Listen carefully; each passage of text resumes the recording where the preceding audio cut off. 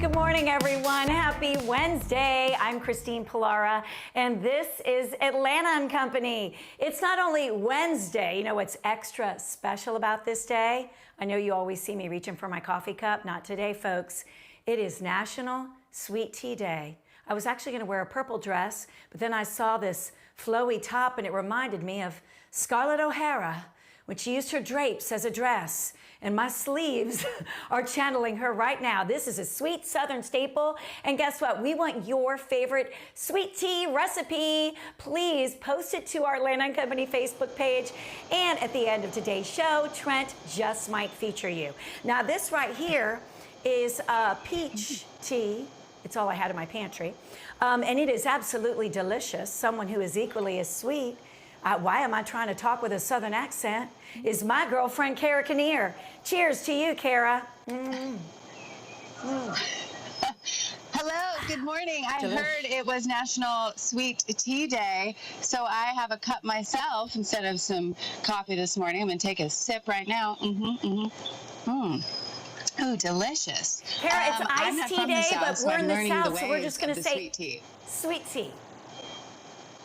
Yes.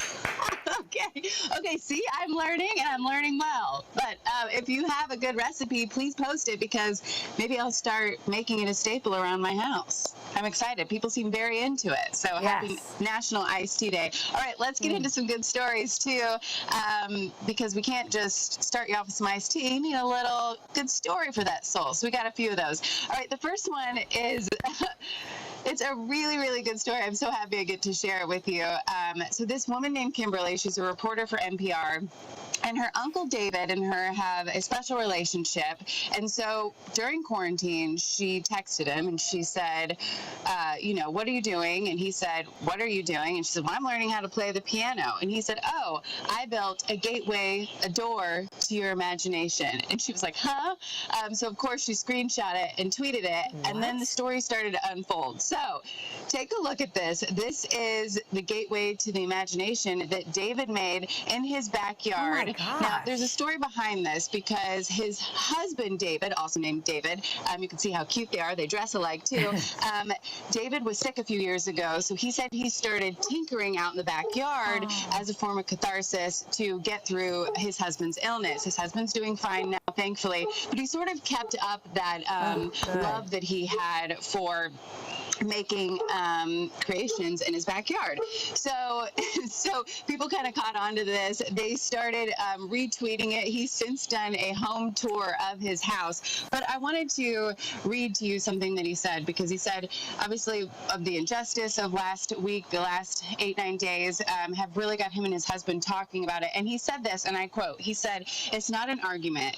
It's things that we can discuss because we love one another, and love has a way of dispelling fear. He says the work of love is more than just the people we know, but even the people we don't know, that we deserve love, that we deserve respect. So happy Pride to you, David and David, too. It's the month of June, so happy Pride to you both. But he said he's using that platform, he hopes, to get this message out about love and respect and creating a doorway to the imagination all in the meantime. So happy Pride, gentlemen, and thank you for sharing a little bit of your lives with us. Yes. Cara, that story had so many layers of goodness in it. I mean, and their love and what he did for his partner, his husband, just incredible. And their message is so inspiring. It's something we should all be thinking about every day. So I know you have another good one, so I'll be quiet. Yes, very inspiring. Yes. Oh, no. Okay, so this next one is just highlighting another glorious child in America. This is about Cameron Johnson, and Cameron Johnson is the 9-year-old daughter of former NFL star Ron Johnson, and she lives about 20 miles from where George Floyd's killing took place, and her family wanted to help. So Cameron decided to gather her friends around, make friendship bracelets, unity bracelets, and sell them in the neighborhood, and then she wanted to take all the proceeds and give them to businesses, to charities, to organizations that were especially affected in the last few weeks. So she has raised $40,000 for Black-owned businesses. And it's funny because also in the article, her father said that he was going to match whatever she got donated to her from the sales of the bracelet. And I don't think he expected her to raise $40,000, but it's since gotten nationwide attention, and NFL players are donating. People in the community have really come together. People are driving from hours to come give her $1, $5, $10, $100, $500, thousands of dollars. Everybody's chipping in to make a difference, and this family said they just wanted to do what they could. Also, how gorgeous is this family? But anyway, sidebar. Right. Just doing good and taking her friends along with her. So Cameron and friends, buy a bracelet. I went on last night. You can go to the GoFundMe. I want to buy a bracelet. Address, she will send you a bracelet. Yeah.